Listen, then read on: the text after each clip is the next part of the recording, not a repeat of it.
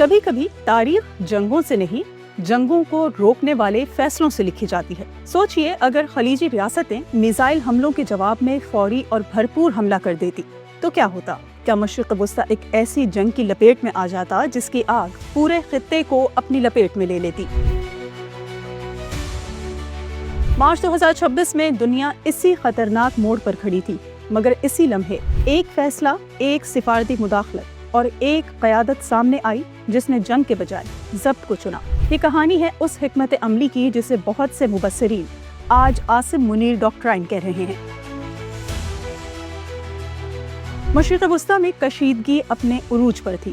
امریکہ، اسرائیل اور ایران کے درمیان بڑھتی ہوئی محاذ آرائی نے پورے خطے کو غیر یقینی صورتحال میں دھکیل دیا تھا۔ خلیجی ریاستیں براہ راست ڈرون اور میزائل حملوں کی زد میں تھیں اور فضا میں ایک بڑے علاقائی تصادم کا خطرہ واضح محسوس ہو رہا تھا۔ ریاض اور اس کے اتحادیوں کے پاس طاقت کی کمی نہیں تھی، وہ کسی بھی جارحیت کا بھرپور جواب دینے کی مکمل عسکری صلاحیت رکھتے تھے، مگر طاقت کا اصل امتحان کبھی کبھی جنگ چھیڑنے میں نہیں بلکہ جنگ روکنے میں ہوتا ہے۔ اسی موقع پر پاکستان اور خلیجی ممالک کے درمیان طے پانے والا اسٹریٹجک میوچول ڈیفنس ایگریمنٹ ایک اہم فریم ورک بن کر سامنے آیا، ایک ایسا فریم ورک جو جذباتی رد عمل کے بجائے نظم و ضبط اور حکمت عملی پر مبنی تھا۔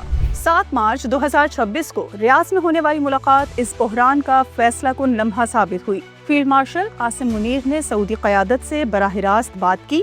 سعودی وزیر دفاع شہزادہ خالد بن سلمان کے ساتھ ہونے والی ملاقات میں انہوں نے ایک سادہ مگر گہرا پیغام دیا۔ جذباتی رد عمل دشمنوں کی خواہش ہے، مگر دانش مندانہ صبر ہی اصل طاقت ہے۔ انہوں نے واضح کیا کہ اگر خلیجی ریاستیں فوری اور شدید عسکری جواب دیتی تو یہی وہ چنگاری ہوتی جو پورے خطے کو ایک ٹوٹل ریجنل وار میں دھکیل سکتی تھی۔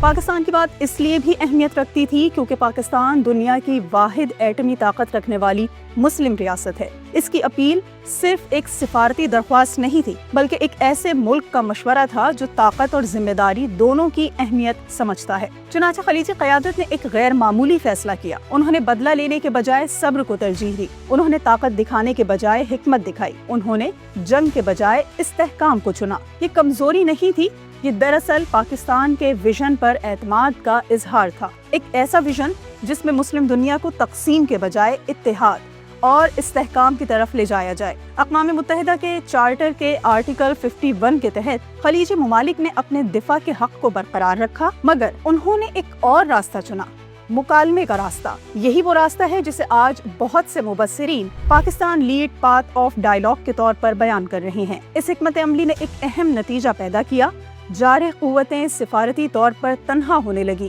جبکہ پاکستان اور سعودی دفاعی شراکت داری ایک نئی شکل میں سامنے آئی، صرف جنگی اتحاد کے طور پر نہیں بلکہ امن کے ضامن کے طور پر۔ یہی وہ لمحہ تھا جب ایک نئی سوچ نے جنم لیا، ایک ایسی سوچ جس کی بنیاد طاقت کے استعمال پر نہیں بلکہ طاقت کے ذمہ دارانہ استعمال پر ہے، ایک ایسی قیادت جو جنگیں جیتنے کے بجائے جنگیں ہونے سے روکنے کو اصل کامیابی سمجھتی ہیں۔ بہت سے تجزیہ کار اسے اب عاصم منیر ڈاکٹرائن کا نام دے رہے ہیں۔ اس حکمت عملی نے پاکستان کو ایک نئے کردار میں لا کھڑا کیا ہے، اسلامی دنیا کے لیے ایک اسٹریٹجک سیکیورٹی اینکر کے طور پر، کیونکہ اصل قیادت وہ نہیں جو میدان جنگ میں فتح حاصل کرے بلکہ وہ ہے جو جنگ کو شروع ہونے سے پہلے ہی روک دے، اور شاید یہی اس لمحے کی اصل کہانی ہے، ایک ایسی قیادت کی کہانی جس نے طاقت کو ضبط میں رکھا، جنگ کو روکا اور خطے کو تباہی کے دہانے سے واپس لے آئی۔